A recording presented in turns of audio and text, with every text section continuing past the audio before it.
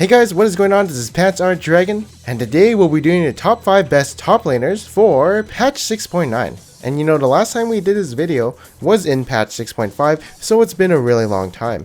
And also, it is the mid-season, so things have changed quite a bit. And you know, Fiora, Gangplank, all those 80 top laners have been nerfed, and definitely the tank meta has shown up since then.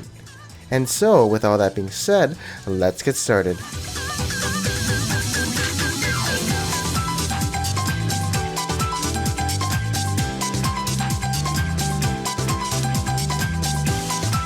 Alright, so number 5 coming at you live is gonna be Trundle. So Trundle is a really good counter to tanks because when they have a tank, he can use his ultimate and gain his stats. He's also a really good laner, especially against AD champions and melee champions, because well, he just has a lot of damage. Also, his sustain is really nice, and yeah, he's just really tanky. But of course, the reasons why he's really good is because the resolve tree is just really OP, and he's just like this tank who does a bunch of damage while also being a beefy front line. There's not much really to say about him. It's just that he's just really good in the top lane right now, just because in my opinion of the Resolve Mastery tree. Anyways, here's a recommended build for him. You can go Titanic Hydra if you want, but I think people are building Ravenous Hydra right now.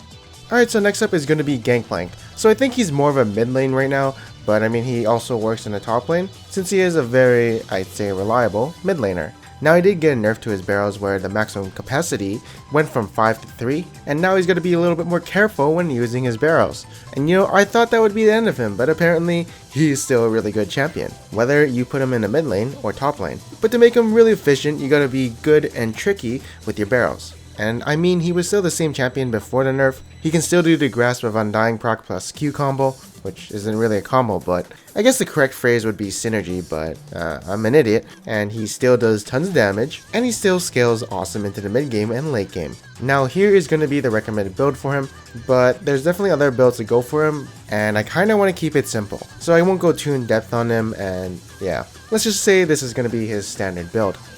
And next up, coming up at number 3 is going to be Ryze. So Ryze has gotten a pretty good indirect buff in the mid-season update, and that was to the Rod of Ages and Tear of the Goddess. If you haven't been keeping up with the patch notes, Tear of Goddess now refunds 20% of mana used, and Rod of Ages now heals you if you use mana or, well, spells. And you know, Ryze is one of those characters who uses a lot of mana. So he's actually in a really good spot right now because of those changes. Now just like Gangplank, he is also a mid laner, but he can also be played in the top lane. And basically he was pretty strong before the mid-season update, and now I'd say he's definitely a powerhouse. And he becomes a god if he's untouched, so if you don't kill him, you don't burst him, you don't CC him, he's gonna definitely kill your team in like 5 seconds or something, and by himself. Okay, maybe not by himself, but he's probably the one champion that's going to be doing a lot of DPS and is the biggest threat. Oh yeah, and Guardian Joe is a really good item on him, and you'll see that in this recommended build. And this is the build I recommend for him. You know, it's a little weird, but you know, it makes sense in many ways. Storm Raider Surge because he likes movement speed and does a lot of burst damage, and then just going like a very tanky utility build. Alright, so next up is going to be Maokai. So Maokai is a really good champion right now. So I guess in patch 6.6, he became rather popular because of his little buffs that happened to him, and those were just magic resist and magic resist per level buffs, while also increasing the duration of his sapling. And you know, to me, those were really small buffs. But his play rate started spiking, and also his win rate started increasing, and now, well, basically, he is a meta champion. And while playing him, one of the big reasons why I found him, like, really good was his passive was just restoring 400 hit point per, like, auto attack. And I was like, holy shit, that's actually really impressive. Keep in mind, I did have like 3,600 hit point with Spirit Visage, but still I was like, what the hell? And he's like one of those champions who's just really good when he's ahead or behind because of his sheer utility that he brings to his team, and also just being a big fat tank. He also provides a large amount of CC that comes up pretty often. Now this champion in team fights will make his team perform really well, since he's definitely a really good team fighting champion. So if your team goes into a 5v5 with a team that has, you know, equal amounts of gold, you'll probably win because you got Maokai. But yeah, I don't know, man, he's pretty fucking good. Every time I play in the top lane, I'll probably play him now since he's a very easy champion, and I don't think I'm going to be doing poorly on him. So yeah, it's probably going to be really fun for me, I guess. Actually, not really. Fuck you, Maokai's a boring ass champion, but you know, he's pretty good. So here is a recommended build I use for him. The biggest emphasis I want to make is the attack speed runes. The reason you go attack speed runes is because Maokai has one of the highest base attack speeds in the game. So, you know, try to emphasize that a little bit, I guess. And it helps him to proc his passive a little bit faster. And yeah, apparently people are just starting to ring on him. Some people get 2. And then just go like Spirit Visage and Sunfire right off the bat. And finally, coming at number 1 is gonna be the boy who shattered time, aka Mini Lucian. So, you know, apparently a boy is a tank in this game, and is also a really annoying boy who apparently has a lot of base damage, and also has a lot of CC, and is also really sticky. Ooh. But yeah, I don't know, I feel like his damage is so dumb. They probably gonna nerf that if they want to make him, you know, not viable anymore. And like, let's say you try and gank him after he's level 6. He just presses R, and he's outie. Okay. I don't know, honestly, just building full tank like every other champion in this game and soloing squishies, it's kind of weird to me, and it's kind of dumb, and yeah, he can never die if he has his ultimate up. And you know, I'm not sure if he deserves the number 1 spot. He might be number 2 and Maokai might be number 1, but I definitely will say that he is much better at carrying than Maokai. The only con I guess he has is he was kind of nerfed last patch or something like that, well, nerfed recently, but apparently Mini Lucian does not give a shit. Alright, so here's going to be the recommended build for him. Some people like going more attack speed on the reds, but I feel like going hybrid penetration is more beneficial since you auto attack people a lot with Sheen, and well, your primary damage is going to be magic damage. But one of the big reasons is because his base attack speed is only 0.625, so getting attack speed on him, unless your jungle, won't be too much of a big difference.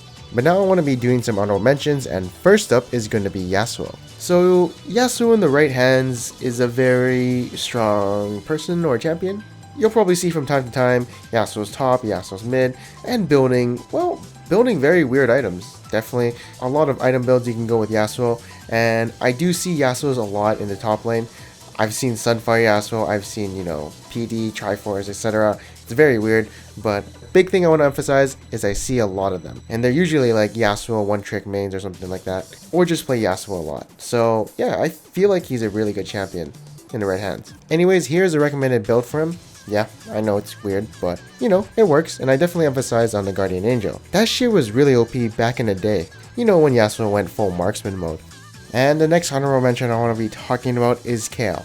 You know, my hard-on for Kayle has fallen flat a little bit, but recently with the new Rage Blade being a Sated Devourer, I feel like she has a lot of potential in her, especially now as a solo laner, since Rage Blade will give her, you know, that phantom hit, and it's really nice. I mean, do you guys remember how broken Sated Devourer Kayle was? Like, you know, at 30 or 40 minutes, it was pretty fucking terrifying. And when I say Sated Devourer, I mean like release Sated Devourer, where it was every 2 hits. And yeah, her utility is still there with her ultimate. And one of the things I do like about the new Rage Blade is how you only need 6 stacks to get the phantom hit, so it won't take her forever to get it going on. But again, she is just a potential OP.